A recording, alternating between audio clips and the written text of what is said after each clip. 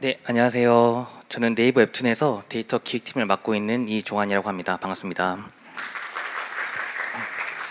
오늘 발표는 네이버 웹툰 데이터 개발팀의 한규일님과 같이 진행할 예정이고요. 시작하기에 앞서서 오늘 금요일 오후 늦은 시간에 이렇게 많은 분들 참여해 주셔서 너무 감사의 말씀드립니다. 올해 단 25 잘 보고 계신가요? 올해 단 25 보시면 아마 AI 에이전트 관련된 얘기들이 굉장히 많이 나오고 있고요. 단연 올해 가장 큰 화두는 AI 에이전트인 것 같습니다.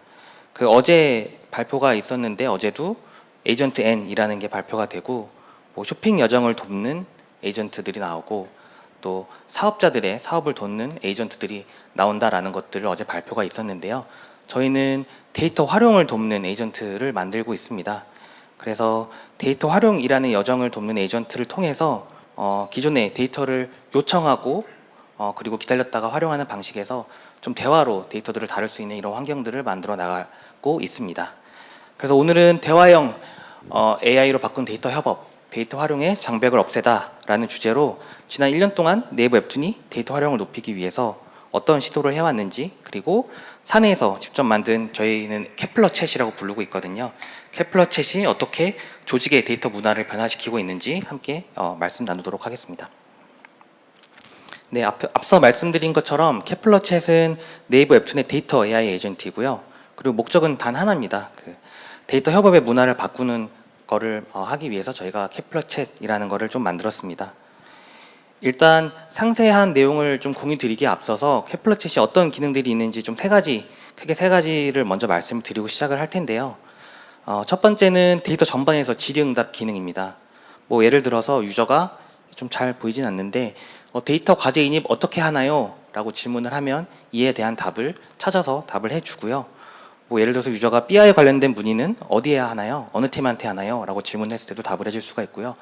또 좀 더 스페시픽하게 결제 테이블은 어떤 걸 봐야 하나요? 라는 질문을 하면 이런 것들에 대한 것들을 문서를 바탕으로 답을 해주거나 정보를 바로 안내해주는 그런 기능들을 가져가고 있습니다. 그래서 다시 말해서 데이터 관련 업무의 길잡이 역할을 좀 한다고 볼 수 있고요. 두 번째는 쿼리 생성 기능입니다. 예를 들어서 유저가 글로벌 웹툰의 연간 콘텐츠 신간 매출 비중을 알려줘 라고 얘기를 하면 신작 매출 비중을 뽑는 쿼리를 작성을 해주고요. 케플러 챗이라는 UI 안에서 이런 쿼리들을 바로 실행할 수 있게 구현을 해 두었습니다. 그리고 마지막 세 번째는 시각화하고 인사이트인데요. 앞서 말씀드린 쿼리 실행한 것들을 토대로 바로 차트들을 케플러 챗 내에서 차트들을 만들 수 있고, 이 차트를 보면서 케플러 챗과 대화를 하면서 여기서 얻을 수 있는 인사이트를 알려줘 라고 물어본다든지, 어떤 분석을 추가적으로 하면 좋을까라는 것들을 질문을 하면서 이렇게 대화하면서 데이터들을 다루고 볼 수 있게 됩니다. 사실 데이터 협업의 이 본질은 질문이라고 생각을 하거든요. 그래서 앞으로 데이터 협업은 더 이상 지표를 요청하고 기다리고 추출하고 이런 일이 아니라 대화를 통해서 인사이트를 얻고 그런 변화를 저희는 케플러 챗을 통해서 좀 이뤄 나가고자 합니다. 네, 그래서 오늘의 발표의 목차이고요.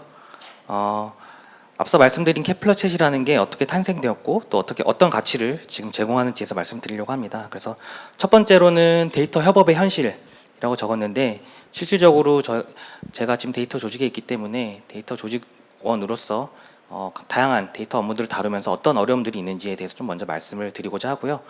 그리고 두 번째로는 그로 인해서 케플러 챗이 탄생을 해서 케플러 챗이 어떤 기능들을 제공하고 어떤 가치를 주는지 좀 말씀을 드리고자 하고요. 그리고 세 번째로는 이를 통해서 얻게 된 변화와 성과에 대해서 말씀드리고, 마지막으로는 비전에 대해서 말씀을 드릴 수 있도록 하겠습니다. 네, 첫 번째로 데이터 활용의 어려움에 대해서 먼저 말씀을 좀 드릴 텐데요. 실제 데이터를 다루는 조직에 있다 보니, 그리고 저는 데이터 기획팀을 맡고 있어서 사실 다양한 업무 요청을 받습니다. 사실 협업에서 좀 많은 어려움들이 있는데요. 예를 들어서 이 데이터는 어디 있나요? 이 쿼리 맞나요? 이런 반복되는 질문들이 굉장히 많이 발생을 하고 있고요. 그리고 이런 반복적인 요청이 쌓이면 소통 비용이 굉장히 많이 올라갑니다. 그리고 단순히 지표 하나를 확인하는 데에도 여러 팀이 왔다 갔다 해야 되는 그런 리소스가 많이 소요가 되는 점이 있고요. 게다가 SQL이나 분석 툴이 익숙하지 않으신 사용자분들께서는 데이터를 활용함에 있어서 여전히 장벽이 매우 높습니다. 결국 데이터는 가까이 있긴 한데 활용이 쉽지가 않은, 그래서 이런 것들이 저희가 현재 마주하고 있는 데이터 활용 협업에 대한 좀 현실이라고 보고 있습니다. 그래서 고민을 좀 많이 했고요. 어떻게 하면 반복되는 질문 그리고 소통 비용을 좀 줄이고 데이터 접근을 더 쉽고 빠르게 할 수 있을까, 이것들에 대해서 고민을 많이 했습니다. 그래서 저희가 데이터 접근성을 올리기 위해서 한 첫 번째 노력은요, 그 케플러 스튜디오라는 데이터 포털을 만들었습니다. 그래서 이 포털을 통해서 누구나 쉽게 데이터를 활용하고 조회할 수 있도록 다양한 데이터 프로덕트들을 만들었고요. 이와 더불어서 다양한 공식 지표들 그리고 대시보드들을 제공을 했습니다. 그 데이터 프로덕트 먼저 좀 간단히 말씀을 드리면, 저희가 직접 사내에서 유저를 타겟팅하는 그런 솔루션들도 개발을 해서 제공을 해드렸고요. 그리고 이런 시스템들을 기존에 사용하시던 사스형 CRM 솔루션들과 연동하는 개발 작업들도 지원을 해드렸습니다.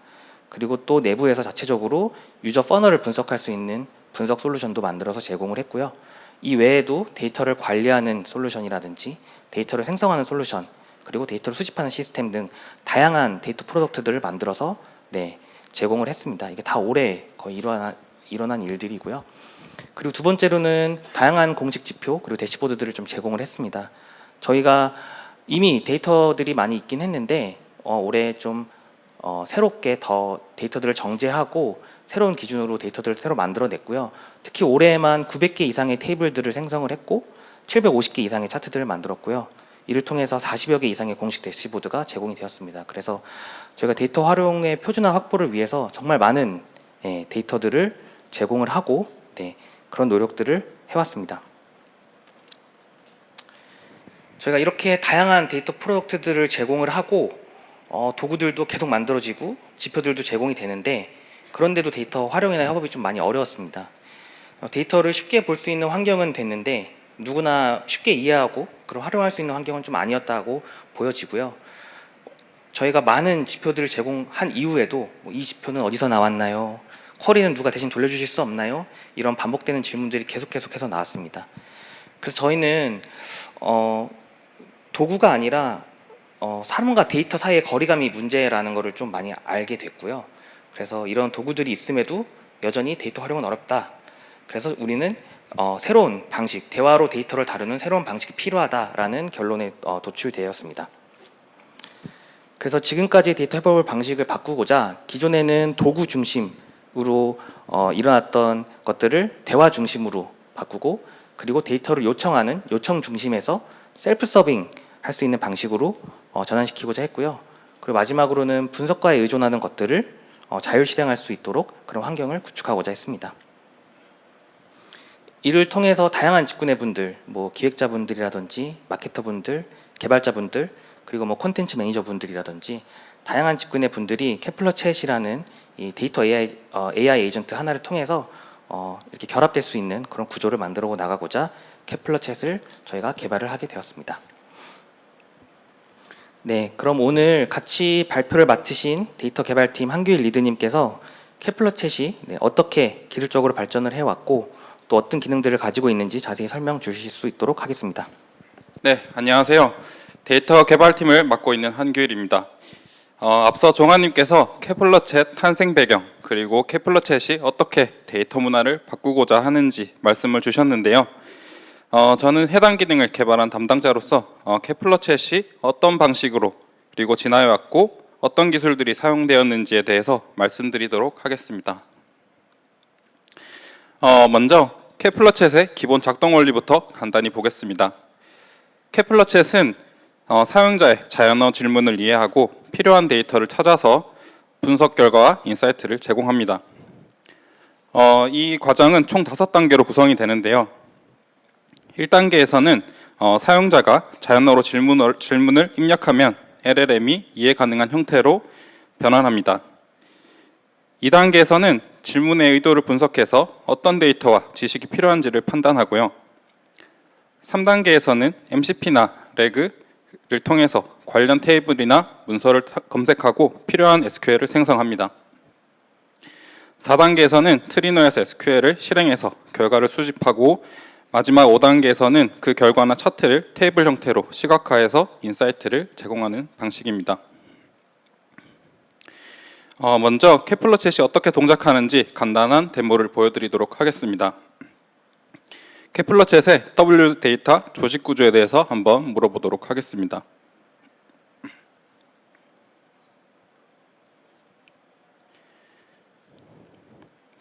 네, 보시는 것처럼 케플러 챗에서 컨플런스를 통해 적절한 문서를 바탕으로 요약해서 제공해 주는 것을 보실 수가 있고요. 다음은 메타베이스 도구 사용 방법에 대해서 질문을 한번 해보도록 하겠습니다. 마찬가지로 해당 질문을 이해하고 컨플런스에서 문서를 찾아 답변을 잘 하는 것을 보실 수가 있습니다. 예를 들어 사용자가 새로운 프로젝트를 인입하고 싶은데 어떻게 해야 하나요? 라고 묻는다면 케플러 챗은 우선 LLM을 통해 질문의 맥락을 이해합니다. 이후 레그나 MCP를 통해서 기존의 Q&A 히스토리, 그리고 내부 위키, 그리고 컨플런스 문서를 탐색을 하게 되는데요. 이때 레그는 PG 벡터 기반의 벡터 검색을, 그리고 MCP는 위키나 내부 지식 시스템을 연결해서 가장 관련성 높은 문서나 절차를 찾아냅니다. 마지막으로 사용자가 바로 실행할 수 있도록 과제 인입 링크나 요청 절차를 정리해서 응답을 하게 됩니다. 다음 보여드릴 예시는 데이터 분석 및 인사이트 제공 케이스에 대한 데모를 보여드릴 텐데요. 최근 일주일간 전체 매출, 그리고 활성 사용자, 신규 가입주 수를 알려달라고 질문을 한번 해보도록 하겠습니다.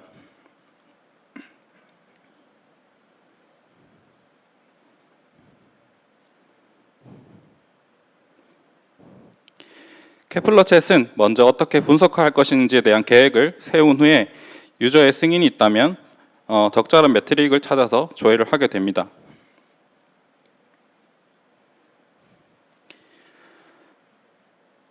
이어서 데이터 허브에서 실제로 있는 테이블인지 검증을 하게 되고요. 최종 쿼리 밸리데이트를 통해서 검증을 하게 됩니다. 이렇게 검증이 된 쿼리는 사용자에게 노출이 되게 되고 쿼리를 승인하면 직접 쿼리를 실행하여 해당 데이터를 확인하실 수가 있습니다.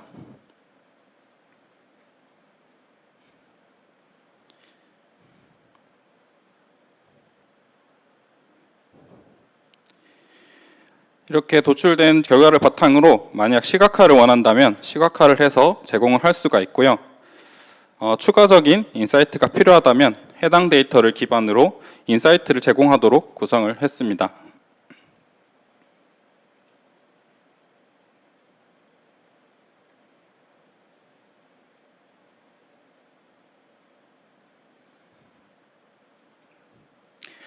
앞서 보신 데모처럼 사용자가 최근 일주일간 국가별 GMV가 궁금해 라고 질문을 하면 케플러 챗은 질문을 분석해서 어떤 매트릭과 그리고 기간이 필요한지를 파악을 합니다.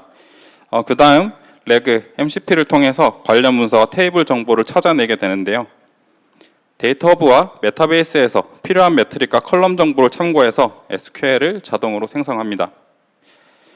이 SQL은 트리너에서 실행이 되게 되고 결과값은 시각화되어 사용자에게 표, 차트, 그리고 분석 요약 형태로 제공이 됩니다. 이 과정에서는 레그, 데이터 허브, 메타베이스, 컨플런스, 트리노 등 여러 내부 시스템이 연동되어 있고요. 이런 모든 단계를 자동화를 거쳐 사용자는 단 한 번의 질문만으로 데이터와 인사이트를 얻을 수가 있습니다. 지금까지는 케플러 챗이 무엇을 하는지를 보셨다면 이번에는 어떻게 발전해 왔는지를 보여드리도록 하겠습니다. 케플러 챗은 처음부터 완성된 플랫폼이 아니었습니다. 1세대는 랭체인 기반 POC 단계로 아이디어 검증과 빠른 프로토타입 구축에 집중을 했습니다. 즉 정말 AI가 데이터 질문을 이해하고 답할 수 있을까를 실험했던 시기였습니다. 2세대에서는 AI SDK와 MCP 표준화를 통해 구조를 정리했습니다. 웹 기반 챗 UI를 만들고 사내 MCP 프로토콜을 도입해서 다른 팀이나 시스템과 연결 가능한 형태로 확장을 했습니다. 3세대가 현재 보여드린 베로 챗봇 오픈소스를 확장한 버전인데요.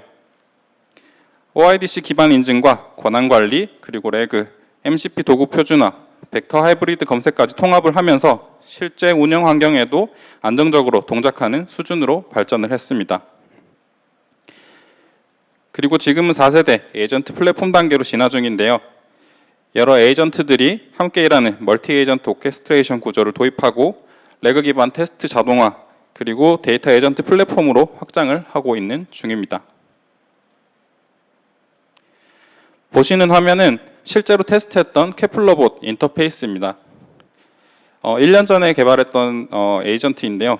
당시에는 SQL 코더 8B 기반의 랭체인 레그 구조로 빠르게 POC를 구현을 했습니다. 짧은 시간 안에 데이터 질의형 챗봇을 만들어낼 수는 있었지만 실제 업무에 적용하기에는 여러 근본적인 한계가 있었습니다. 예를 들어 지난 3개월간 GWB를 알려줘 같은 단순한 요청에도 모델이 지표를 정확히 이해하지 못했고 특히 UB나 GMV 같은 약어를 제대로 알지 못했습니다. 보시는 것처럼 당시의 한계는 세 가지였습니다. 첫 번째는 복잡한 비즈니스 로직을 이해를 하지 못했고요. 그리고 컨텍스트 길이 제한으로 긴 스키마나 다중 조인을 처리할 수가 없었습니다. 뿐만 아니라 같은 질문에도 매번 다른 SQL을 내는 일관성 부족 문제가 있었습니다. 이런 문제를 해결하기 위해서 세 가지 개선 방향이 생겼는데요. 먼저 대형 상용 모델의 발전이 새로운 가능성을 열어줬고요. 두 번째로는 보안 표준화의 필요성이었습니다. 특히 SSO나 RBAC 기반 접근 제어가 필수적이었고 마지막으로 사용자 경험의 통일성이 중요했는데요. 챗GPT처럼 누구나 직관적으로 사용할 수 있는 웹 에이전트 환경으로 나아가야 했습니다. 특히 개발자분들은 이미 커서나 클로드를 잘 쓰고 계실 텐데요. 사실 개발자가 아닌 분들은 환경 세팅부터 어려워하시는 경우가 매우 많았습니다. 결국 이 경험은 케플러 챗이 단순한 실험이 아니라 플랫폼으로 성장해야 한다는 방향성을 주는 계기가 되었습니다. 1세대 POC 교훈을 바탕으로 올해부터 이제 2세대 케플러 챗 개발을 하게 되었는데요. 해당 부분에 대한 이야기를 이제 해보려고 합니다. 저희가 자주 하는 말이 하나 있습니다. 여기 계신 분들도 에이전트를 많이 만들어 보셨을 텐데요. 에이전트 만드는 건 이제 누구나 한다. 하지만 데이터를 AI에게 제대로 떠먹여주는 건 아직 사람이 해야 할 일이다. 케플러 챗을 개발하면서 가장 어려웠던 건 3,000개가 넘는 테이블 중에서 진짜 의미 있는 데이터를 찾아내는 일이었습니다. 데이터 허브 안에는 수많은 테이블이 있고 그 위에는 메타베이스의 수백 개 대시보드와 카드가 연결되어 있습니다. 하지만 이들 중에서는 오래된 테이블, 중복된 지표, 정의가 다른 컬럼들도 많았습니다. 그래서 우리는 이 수많은 데이터줄 중에 신뢰할 수 있는 데이터만 남기기에 집중을 했고요. 디프리케이트된 테이블은 제거하고 최신 스키마와 지표 정의를 정리한 뒤에 그 결과를 벡터DB에 임베딩하기 시작했습니다. 왼쪽 인용문처럼 지금도 데이터를 정제하고 문맥을 연결하는 일은 AI가 아닌 사람이 해야 하는 일입니다. 이 작업은 말 그대로 모래밭 속에서 진주를 찾는 과정이었습니다. 앞서 말씀드린 것처럼 케플러 챗이 제대로 작동을 하려면 AI가 단순히 대답만 하는 것이 아니라 정확한 데이터 소스를 신뢰하고 인용할 수 있어야 됩니다. 이 부분을 위해서 세 가지 핵심 소스를 정제를 했습니다. 첫 번째는 데이터 허브입니다. 모든 데이터셋 스키마, 도메인, 그로서리를 정리하고 디프리케이트된 테이블을 제거를 했고요. 두 번째는 메타베이스입니다. 저희는 BI 대시보드를 메타베이스에서 사용하고 있는데요. 대시보드에 있는 매트릭 카드를 모두 분석을 해서 지표별로 어떤 쿼리와 테이블을 사용하는지 추적을 했습니다. 세 번째는 컴플런스입니다. 그로서리 문서나 가이드 문서를 임베딩해서 GW, KS, 커츠 같은 내부에서 쓰는 약어도 AI가 맥락적으로 이해할 수 있도록 매핑을 했습니다. 이렇게 정리된 정보는 벡터DB, 즉 포스트그레스랑 PG벡터에 통합이 되어 AI가 의미 단위로 데이터를 검색하고 인용할 수 있는 기반이 되었습니다. 다음으로 데이터 정제 이후에 집중을 했던 부분인데요. 특히 사내 도구들과 상호작용할 수 있는 구조를 만드는 부분이었습니다. 데이터를 저희가 아무리 잘 정제해도 AI가 그 데이터에 접근하지 못하면 결국 활용할 수 없기 때문인데요. 그래서 2세대 케플러챗에서는 사내 여러 데이터 도구들을 중심으로 MCP 구조를 도입을 했습니다. 즉 기존에는 각각 도구 안에서만 가능했던 일들을 이제는 케플러챗을 중심으로 연결을 할 수 있게 되었습니다. 하지만 외부 연동만으로는 충분하지 않았었는데요. 내부에서도 AI가 스스로 처리할 수 있는 기능들을 강화해야 했습니다. 그래서 자체적으로 필요한 도구들은 네이티브 툴 콜링을 통해서 처리할 수 있도록 해당 부분을 최적화했습니다. 내부적으로는 벡터DB를 기반으로 한 검색, 그리고 데이터 시각화, 그리고 결과 추출, 그리고 여러 단계의 쿼리 빌드 및 검증 과정이 포함되어 있습니다. 정리하자면 2세대 케플러챗은 외부로는 표준화된 인터페이스를 통해 확장성을 확보하고 내부로는 기능적 완성도를 높이는 단계였습니다. 앞서 말씀드린 것처럼 2세대 단계에서는 케플러챗이 MCP 구조를 통해 외부 도구의 연동 기반을 완성하고 내부적으로는 네이티브 툴 기능을 강화하며 점차 데이터를 직접 다루는 에이전트로 발전을 했습니다. 이제 3세대에 들어서면서 저희는 이 기반 위에 서비스별 전문화와 역할 분리를 본격화하기 시작했습니다. 현재 케플러챗은 서비스별로 독립적인 에이전트 구조로 운영이 되고 있는데요. 왼쪽에 보시는 것처럼 케플러챗은 키클락 기반 통합 인증 체계인 OIDC와 그리고 RBAC 롤 베이스드 액세스 컨트롤 기반으로 동작을 하게 되고요. 사용자의 역할과 권한에 따라 접근 가능한 데이터와 도구의 범위를 자동으로 제어합니다. 이 중심에는 서비스별 에이전트들이 있는데요. 글로벌 웹툰, 한국 웹툰, 시리즈, 그리고 커츠 에이전트가 각각의 도메인을 담당하고 있습니다. 각 서비스는 고유한 데이터 구조와 비즈니스 로직을 가지고 있기 때문에 단일 에이전트로는 커버하기가 어려웠습니다.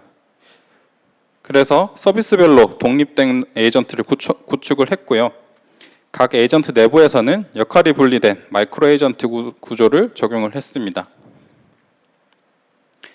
예를 들어 쿼리 빌드 에이전트는 사용자의 자연어 질의를 분석해 SQL 초안을 만들게 되고요. 쿼리 익스큐터 에이전트는 트리노를 통해 실제 쿼리를 실행을 합니다.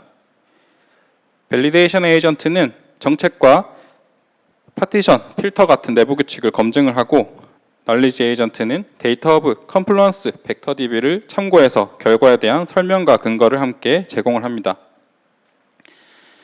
이렇게 구조를 나눈 이유는 단순히 보기 좋게 하기 위해서가 아니라 검증을 체계적으로 수행하기 위해서였습니다. 케플러챗은 각 에이전트를 가능한 작은 단위로 분리하고 역할별로 검증 책임을 명확히 나눴습니다. 이 방식의 장점은 명확한데요. 문제가 발생했을 때 원인을 보다 빠르게 찾을 수 있고 각 역할 단위로 품질을 개선하기가 훨씬 쉽기 때문입니다. 이번 장에서는 앞서 말씀드린 마이크로 에이전트 기반 검증 자동화 구조를 이야기하려고 합니다. LLM으로 쿼리를 생성하다 보면 종종 할루시네이션이 발생하는 것을 발견할 수가 있습니다. 지금 보시는 건 그중 하나를 보완하기 위한 쿼리 밸리데이션 워크플로우 예시인데요. 사용자가 요청 SQL이 들어오면 사용자에게 먼저 제시하기 전에 먼저 밸리데이션 에이전트가 트리노를 통해 문법을 검증합니다. 다음으로 SQL 안에서 사용된 테이블 목록을 추출을 하고 실제 스키마와 일치하는지도 자동으로 비교를 합니다.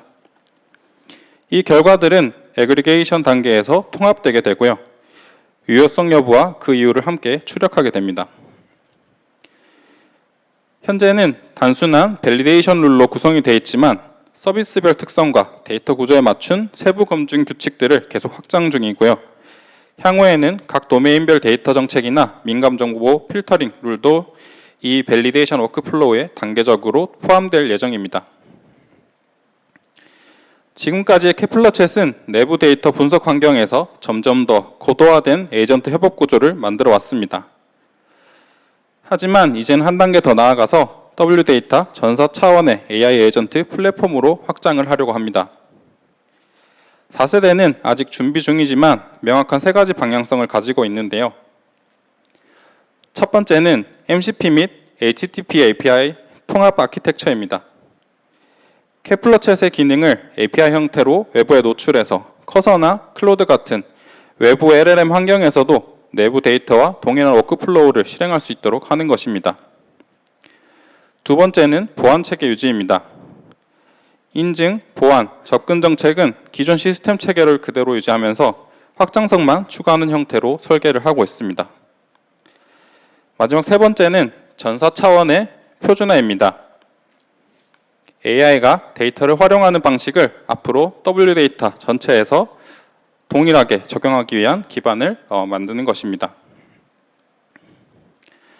앞으로는 개발자, 마케터, 콘텐츠 조직 등 데이터를 활용하는 다양한 주체들이 커서나 클로드 같은 개인의 AI 확장 포인트를 통해서 케플러 게이트웨이에 접근하게 될 예정입니다. 이 게이트웨이는 내부적으로 에이전트 레지스트리, 에이전트 API 게이트웨이, 그리고 MCP 커넥터 등으로 구성이 되어 있는데요. 내부의 아날리틱스, 인프라, 오케스트레이션, 어플리케이션 계층과 직접적으로 연결이 되게 됩니다. 앞으로의 목표는 이 플랫폼을 통해서 AI가 데이터를 활용하는 모든 방식을 전사 표준으로 정립하는 것이 바로 저희가 준비하고 있는 4세대 케플러챗 W데이터 에이전트 플랫폼의 미래입니다. 지금까지는 케플러챗의 기술적인 부분을 위주로 설명을 드렸는데요.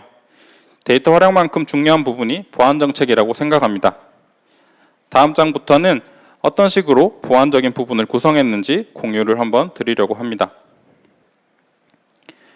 케플러 플랫폼은 데이터를 다루는 모든 단계에서 사용자 인증과 접근 권한을 명확하게 구분하는 구조를 가지고 있습니다. 인증은 OIDC 기반 SS로 통합이 되어 있고요. 사내 인증 시스템과 연동되어 있어 사용자는 별도의 로그인 과정 없이 접속을 할 수 있습니다. 그리고 그 인증 정보는 중앙에서 관리가 되게 됩니다. 내부적으로 쿼리 실행은 임퍼스네이션 기반 사용자 인증 구조를 사용합니다. 케플러챗과 각 에이전트가 데이터를 조회하거나 쿼리를 실행할 때 시스템 권한이 아니라 로그인한 사용자의 실제 권한으로 동작을 합니다. 이렇게 되면 불필요한 권한 상승을 방지하고 개인별 행위에 대한 감사 추적이 가능해집니다. 또한 전체 접근 제한은 RBAC 체계로 관리가 되고 있습니다. 역할별로 접근 가능한 데이터와 도구의 범위를 미리 설정을 해두었고요. 서비스나 직무별로 필요한 최소 권한만 부여하는 구조로 운영을 하고 있습니다. 다음은 데이터 보호와 품질 관리를 위한 부분입니다. 첫 번째는 데이터 접근 투명성 강화 부분입니다. 케플러챗에서 실행되는 모든 쿼리와 그리고 접근 로그는 오딧 로그 형태로 자동 기록되고요. 사용자별로 어떤 쿼리를 실행했는지, 어떤 결과가 반환되었는지, 그리고 검증 결과가 어땠는지까지 추적을 할 수가 있습니다. 두 번째는 신뢰 가능한 데이터 소스만 연결하는 구조입니다. 모든 데이터 접근은 데이터 허브를 통해 검증된 공식 데이터셋만 허용하게 되고요. 쉽게 말해 개인이 임의로 만든 쿼리나 비공식 테이블은 케플러챗이 접근할 수가 없습니다. 이런 체계를 통해서 AI가 참조하는 데이터의 품질과 일관성을 보장하는 방식을 사용하고 있습니다. 마지막으로는 민감 정보 마스킹 및 필터링입니다. 저희는 개인 식별 정보, PII나 내부 기밀 데이터는 별도의 비식별화 클러스터에서만 분석이 가능한데요. 이런 방식을 통해서 민감한 필드는 자동으로 마스킹 처리되고 분석 단계에서도 분석가에게 노출되지 않도록 설계를 했습니다. 다음으로 케플러챗 개선 과정 중 얻은 교훈을 간단히 말씀드리겠습니다. 케플러챗을 만들면서 가장 먼저 배운 건 무엇을 해야 하는가 보다 무엇을 하지 말아야 하는가였습니다.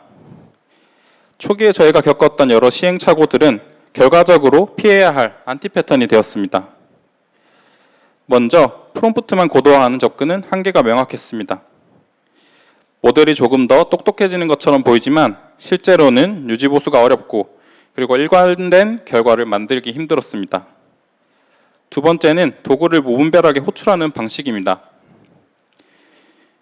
MCP를 연결했을 때 처음엔 흥미로웠지만 통제 없이 모든 툴을 호출하다 보면 비용이 급증하고 오류도 잦았습니다.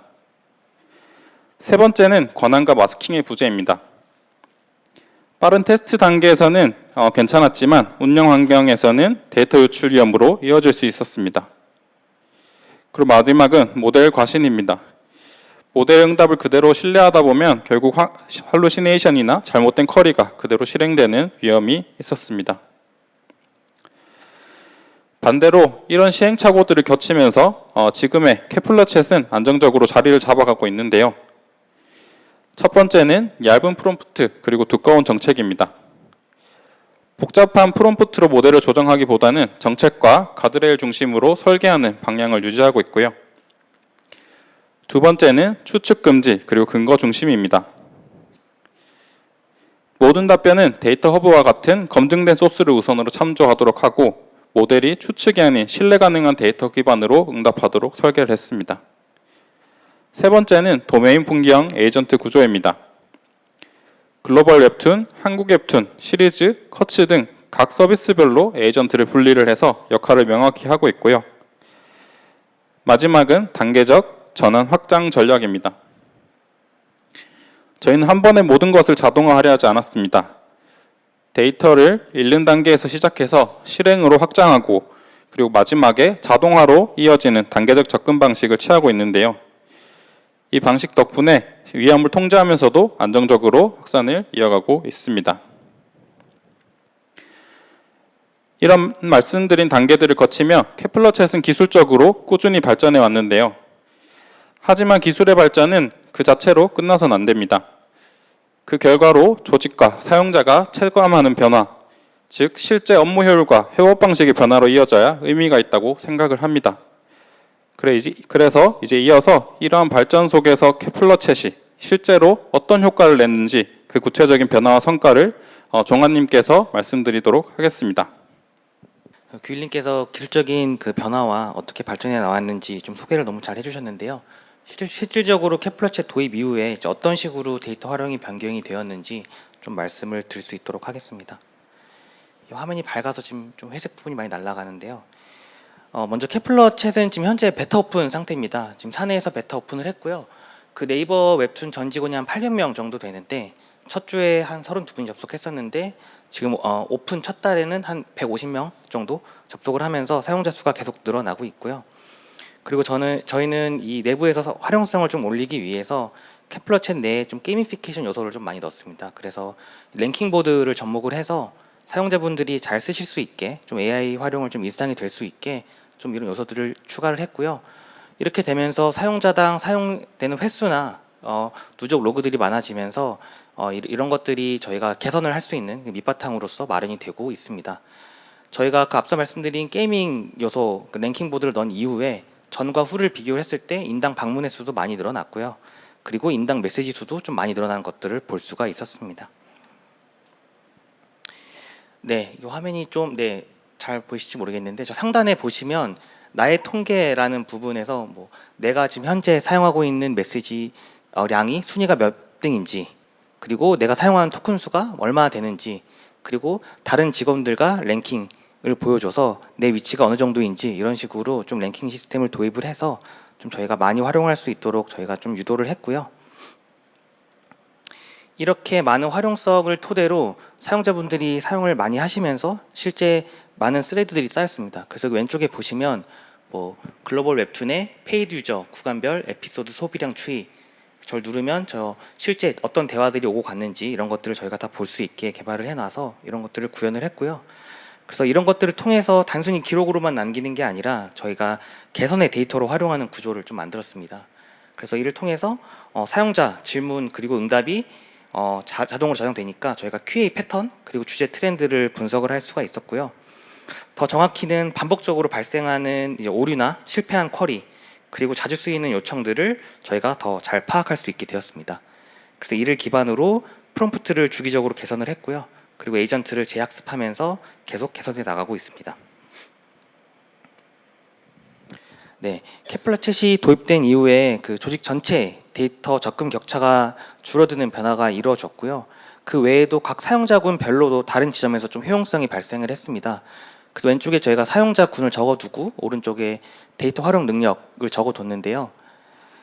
일단 가장 데이터를 잘 다루시는 분석가분들 같은 경우에는 EDA를 자동화하고 쿼리 작성 시간이 단축이 되면서 분석 효율이 많이 올라간 그런 효과를 볼 수 있었고요. 그리고 기존의 SQL을 활용하시는 분들 같은 경우에는 데이터 정확도 그리고 또 검증 자동화를 통해서 속도를 향상하실 수가 있었고, 가장 좀 가시적인 그룹군은 기존 지표 활용자나 데이터 접근 경험이 없는 유저들일 텐데요. 기존에는 분석가분들에게 요청을 하시거나 뭐 기다리시거나 했어야 됐는데 요청 없이 바로 데이터를 추출하고 활용하실 수 있는 그런 환경이 되어서 이런 지점들에서 저희가 굉장히 큰 성과를 봤다고 평가를 하고 있습니다. 그래서 기존 대비 소요 시간 변화를 보면 여러 가지 지점 분석할 때 여러 가지 단계들이 있을 텐데요. 뭐 EDA 시간이라든지 뭐 SQL 작성 시간, 추출 시간, 그리고 인사이트 도출을 하는 시간에서 전반적으로 효율화를 이루었고요. 가장 효율화를 많이 이룬 부분은 SQL 작성 시간입니다. 전체를 100으로 놓고 봤을 때 SQL 작성 시간은 기존 시간 대비 15%만 활용을 하면 SQL이 작성이 가능해져서 좀 시간적으로 많이 세이브할 수 있었다, 이런 것들을 볼 수 있고요. 그리고 가장 혜택을 많이 본 사용군이라고 볼 수 있을 텐데 비분석 직군들입니다. 비분석 직군 분들 같은 경우에는 특별한 그 데이터 분석을 할 때 분석가분들에게 요청을 하고 아마 기다리시는 시간이 많이 필요했을 텐데, 기존에 통상적으로 하나의 분석 요청을 하고 받아보시는데 일주일이 걸리신다고 해요. 그런데 캐플러챗을 도입한 이후에 기존에 요청했던 분석을 캐플러챗으로 하루 만에 하신 케이스도 있었고요. 그래서 결론적으로는 셀프 서빙이 가능해져서 분석 요청이 불필요하다, 뭐 100% 불필요하진 않겠지만 그래도 많은 부분 셀프 서빙이 가능해졌다라고 말씀드릴 수 있을 것 같습니다. 해당 장표는 실제 저희가 인터뷰를 진행하면서 받은 피드백들인데요.